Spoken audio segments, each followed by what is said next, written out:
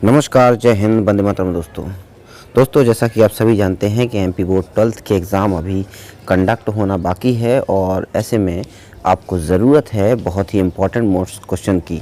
तो दोस्तों मैं लेकर आया हूं आप सभी के लिए 12th MP board general English वालों के लिए अपने अंदाज में सेंटर आइडिया। जी हाँ दोस्तों, सेंटर आइडिया हमारे कोर्स में 4 नंबर का एक क्वेश्चन आता है जिसमें हमें सेंट्रल आइडिया 40 से 60 शब्दों के बीच देना होता है। तो इसे कैसे लिखना है, कौन कौन से सेंट्रल आइडिया हैं जो हमें इस बोर्ड परीक्षा के लिए पढ़ना है, आइए चलिए देखते हैं। तो चलिए, यदि आप चैनल पर पहली बार आए हैं तो प्लीज़ चैनल को सब्सक्राइब कर लीजिए और बेल आइकन को दबा दीजिए ताकि आपको हमारे लेटेस्ट वीडियोज़ की नोटिफिकेशन मिलती रहें। तो चलिए वीडियो शुरू करते हैं।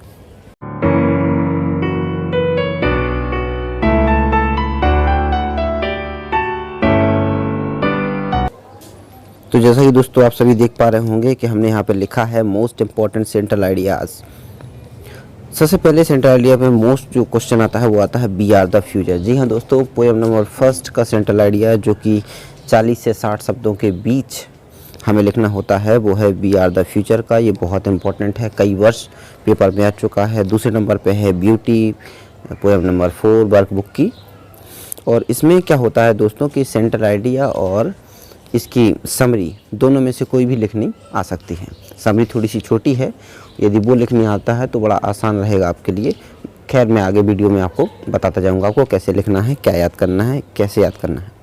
तीसरे नंबर पे आता है रिस्क। रिस्क एक बहुत ही सुंदर कविता है जो कि वर्कबुक में दी गई है आपकी, और उसका भी सेंट्रल आइडिया लिखने को बहुत बार आता है। गीता पिछली लगातार 2 वर्षों में लगातार गीता का सेंट्रल आइडिया लिखने के लिए आया है।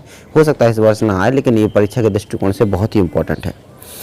5वें नंबर पे है समरी ऑफ क्लाउड। क्लाउड की हमें समरी लिखनी आ सकती है। और 6वें नंबर पे है आज़ाम ऑफ लाइफ, यानी जीवन का मंत्र। जीवन का मंत्र हमें लिखने के लिए आ सकता है। तो ये 6 है, जो 6 बहुत मोस्ट इम्पॉर्टेंट टॉपिक हैं। इन्हीं मोस्ट इम्पॉर्टेंट टॉपिक्स पर हमको अपने नोट्स बनाने हैं। कैसे लिखना है, कैसे लिखना पड़ता है, आइए देखते हैं। तो देखिए दोस्तों, यहाँ पर हमने क्वेश्चन का आंसर लिख रखा है। सबसे पहले आप डालेंगे आंसर नंबर, जो भी आंसर नंबर आपकी कॉपी में हो, पेज के बीचों बीच आप डालते हैं। हमने आपको प्रीवियस वीडियोस में लिखना सिखाया है कि एक बेहतरीन छात्र कैसे कॉपी को सजाता है, डेकोरेट करता है। आंसर पढ़ने स्टार्ट करते हैं हम। आंसर में लिखा हुआ है the poem is the pledge of the Indians to build our nation strong and prosperous. ये जो कविता है वो भारतीयों से एक प्रकार की प्रार्थना है।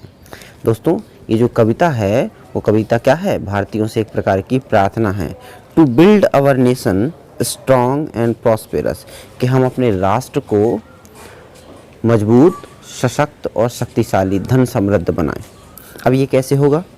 तो लिखा है we possess the necessary potential for it. यदि हमें अपने देश को मजबूत बनाना है तो इसके लिए हमें क्या चाहिए?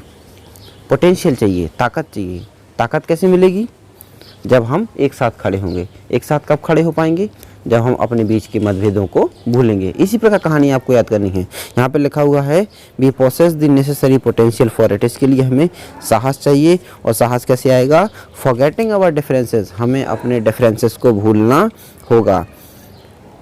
बी स्टैंड यूनाइटेड, और एक साथ मिलकर खड़ा होना होगा।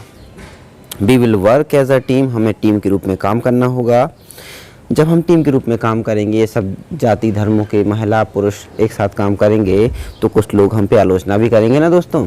तो क्या होगा? Some people are negative thinker, कुछ लोग नकारात्मक सोचेंगे। सोचने दीजिए। Some people are negative thinkers but we formally believe that future is our. लेकिन हमें ये मान कर चलना है कि यदि हम मिलकर कार्य करते हैं तो एक न एक दिन हम भारत का भविष्य बनेंगे। इस कहानी का मुख्य मोटो क्या है? हम भारत का क्या है? भविष्य हैं। बी आर द फ्यूचर, हम भारत का क्या है? भविष्य हैं। जी हाँ दोस्तों, अब आगे चलते हैं। लिखा है in spite of all obstacles, इन सारी बाधाओं के बावजूद, जो लोगों की आलोचनाएं भी सहले, गाली भी सहले, कीचड़ उछालना भी सहले, इन स्पाइट ऑफ ऑल ऑब्स्टिकल्स, सारी बाधाओं के बावजूद, विल रीच द हाइट, हम शिखर पर पहुंच जाएंगे। वॉकिंग हैंड इन हैंड, हाथ से हाथ मिलाते हुए वहां तक, शिखर तक पहुंच जाएंगे। वेदर, चाहे वी आर विलेजर्स और टाउन ड्वेलर्स, चाहे हम गांव से हों, शहरों से हो, हम शिखर तक पहुंचेंगे ज़रूर। We will cooperate with one another, हम एक दूसरे का सहयोग करते हुए शिखर तक पहुँचेंगे। We will overcome all the problems and we proud to be Indian, हम सारी बाधाओं को पार कर जाएंगे और भारतीय होने पर क्या करेंगे, गर्व करेंगे। यहाँ पर एक लाइन है जो शायद मैं मिस्टेक करके भूल गया हूँ, वेदर बी आर विलेजर्स और टाउन डवेलर्स, चाहे हम गांव से हों शहर से हों, we will cooperate with one another, हम एक दूसरे का सहयोग करेंगे, with one another we will overcome all the problems, सारी बाधाओं से पार पा जाएंगे, and proud to be Indian, और भारतीय होने पर क्या करेंगे, गर्व करेंगे। तो जी हाँ दोस्तों, ये है आपकी बहुत ही प्यारी पोएम जिसका नाम है बी आर द फ्यूचर। इस बी आर द फ्यूचर को आपको याद करना है, जैसे मैंने कहानी बताई है उस कहानी के तहत आपको याद करना है। सबसे पहले क्या करना है, आपको ये कहना है कि जो कविता है भारतीयों से एक प्रकार की प्रार्थना है। प्रार्थना कैसी, प्रार्थना ये है कि सारे भारतीय एक साथ आओ, मिलकर खड़े हो जाओ, बिना धर्म को माने, बिना जात को पहचाने, और एक साथ देश की तरक्की में काम करो। जब हम देश की तरक्की के लिए काम करेंगे तो हमारा भविष्य बनेगा, हम एक दिन भारत में अपने नाम से पहचाने जाएंगे। इसके लिए हमें बहुत सारी आलोचना सहनी पड़ेंगी, लोग नकारात्मक सोचेंगे, सोचने दो, एक दिन हम जब चमकेंगे तब सबको दिखाई देंगे, है ना। तो चाहे हम गांव से हों शहरों से हो, जब शिखर पे पहुंच जाएंगे, हाथ से हाथ मिलाकर चलेंगे तो हमें हमारा भविष्य चमकेगा, ये हमें पता है, ठीक है। तो इस प्रकार हमें अपने भारतीय होने पर क्या होगा, गर्व होगा। तो देखिए दोस्तों, आप इसका स्क्रीनशॉट ले लीजिए और देखिएगा कि आपको कैसे ये याद होता है ना। इस प्रकार कहानी आप रखेंगे और कहानी करके याद रखेंगे तो फिर आपको बहुत अच्छे अंक मिलेंगे। इसी क्रम में लिखिएगा, ऐसे ही लिखिएगा, कॉपी को डेकोरेट करना सीखिएगा। मेरे प्रीवियस वीडियोस नहीं देखे हैं तो मेरी प्लेलिस्ट में जा करके देख लीजिएगा। वीडियोस पर पहली बार आए हैं, चैनल पर पहली बार आए हैं तो आप प्लीज़ चैनल को सब्सक्राइब कर लीजिएगा। फिर मिलते हैं एक नए वीडियो के साथ, नए सेंटर आईडी के साथ।